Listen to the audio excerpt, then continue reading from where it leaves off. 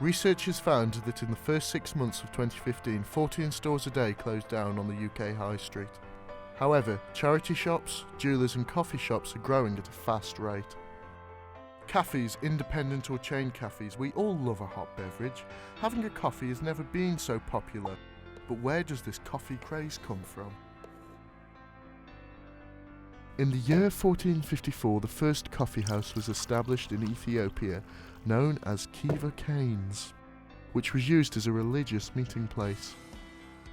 In the year 1650, the first coffee house opened in England near Oxford University so students could meet up. 13 years before this, a Greek student from Oxford University brewed the first cup of coffee in the England halls of residence. However, he was expelled for having too much coffee and not being able to concentrate during exams and tests. During the year of 1715, England had more than 2,000 coffee houses, therefore satisfying the busy tradesmen. In the year 1971, Jerry Baldwin, Zev Segal and Gordon Bokia discovered a new way of roasting coffee, and then opened a store named Starbucks. Skipping forward to the present day, as a nation we consume 400 billion cups of coffee a year, and this number is increasing, and today we are looking at the rise of the chain coffee shop. What makes them so popular? Have these chain coffee shops had an effect on the independent cafes? And are we fully aware what our obsession with coffee is doing to our health and our finance? And why, in a time of economic recession, are coffee houses thriving? I think the chain coffee stores, the Costas and the Starbucks, are surviving. They have a strong brand, and one of the advantages of strong branding is the ability to charge a premium price.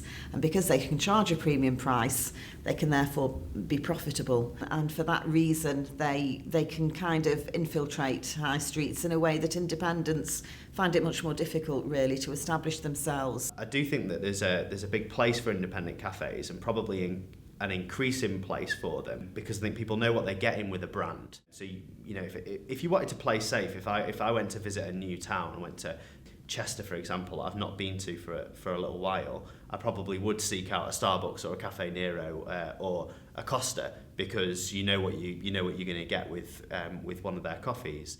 You know, 15 years ago, 20 years ago, it was the fast food outlet, wasn't it? There was no Burger King, there was no KFC. I think McDonald's had kind of just started, but it was pretty much the only one. And then, you know, as time went on, we'd got this corporate fast food restaurants everywhere, making food really disposable and cheap, and not that it's that cheap. And it's amazing that over the last 10 years, the coffee shops have done the same. Now it's a brand. You don't go to a little independent tea shop. Many people don't go to little independent coffee shops, which they used to. You know, little businesses started by local people, which, you know, they would take their profits from making coffee to the public and putting back into the community. You know, now any profits go to these big corporate organisations. I believe that we have been affected by that. I feel we have, yeah. Yeah. It's in a positive way. Yeah, 100% positive. I mean, for us, we've got Costa. We've been open for less than a week. We've got Costa around the corner. A year ago, would you say Uttoxeter had a big coffee drinking culture? No, like a year ago, Costa was almost not empty, and now they're full to the brim every single day. And well, they were until we pick up that slack of they've got people interested in coffee, and now we can move in and take some of that. I think because my customer is not really young people, they tend to go like for a frappuccino in Starbucks because they know it. Some people would come and try our milkshake, and they go, oh, that's nice, because for example they use chocolate powder, we use grated chocolate, so it makes a massive difference on the taste. You don't need to add any sugar when you drink our hot chocolate, whereas when you go to there it has no taste, so either you add syrup or you put sugar in it. I think the way the industry kind of seems to be going is like Costa coming, there'll always be room for brands and things like that.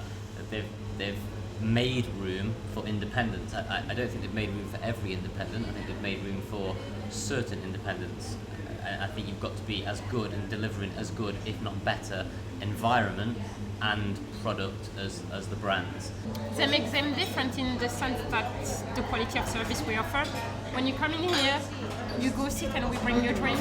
We won't have you wait and say to you, oh, okay, the drink is ready, go and sit. I don't think it's nice. When you pay for a service, you have to have the service to the full. So I think that it's really important. And then you get to know your customers, you get to know their name, you get to know their stories, their life. And I think I really enjoy it. We'll change our blends a lot. Like today we were running Malawi, which is single origin, triple certified, which is rainforest, fair trade and organic. And then today we introduced an Ethiopian, which has got a little bit more of a wild flavour. Once you drink one, you'll always know an Ethiopian coffee. So we're running that, and we're offering regulars that come in saying, oh, you had a Malawi yesterday, let's try this Ethiopian. And they come back and they give us feedback, oh, I really like that one actually. And then so we can guess different roasters from around the country, we can guess coffee, different areas of the world. It's great. You can't really do that as much in a chain as you can in an independent. Howard Schultz himself actually said that the UK coffee market is one of the most competitive markets in the world. So when you consider places like America, you think of Starbucks.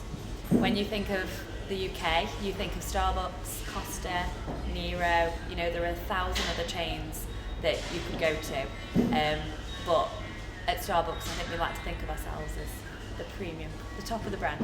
I think really the figures themselves would speak more volume than I would. So personally, I think that is the case. Not to say that independent coffee shops aren't incredibly important to the economy and to, you know, individual towns. I mean, I know, for example, Stoke-on-Trent has a plethora of, different coffee shops. I think the fantastic thing about independent coffee shops is they all offer their own independent take on what coffee is and what coffee should be. But I think that Starbucks, amongst its other competitors, 100%, put forward the standard.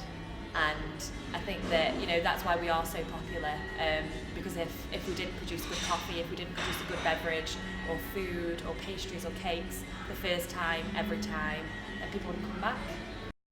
When looking at the health research, one Starbucks peppermint white chocolate mocha is 560 calories. This is more than a Big Mac meal from McDonald's, which is only 508 calories. One large 16-ounce Starbucks latte with added sugar, cream and milk can have up to 2 tablespoons of sugar or even more. But, they're very clever also in the Starbucks and the Costa. I'm not sure which one of them does it, but I know one of them actually trains their staff to say, you have to pass all the cakes and the biscuits before you get to the part of the counter where you actually order your coffee. So you have to look at all of that and possibly choose something from there as well.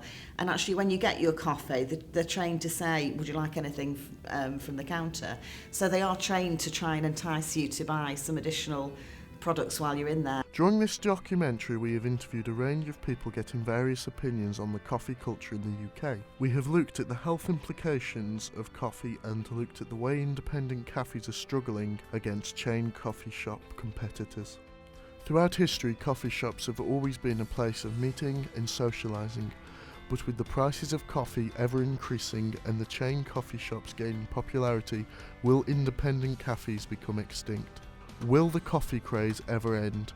Thank you for watching The Coffee Craze.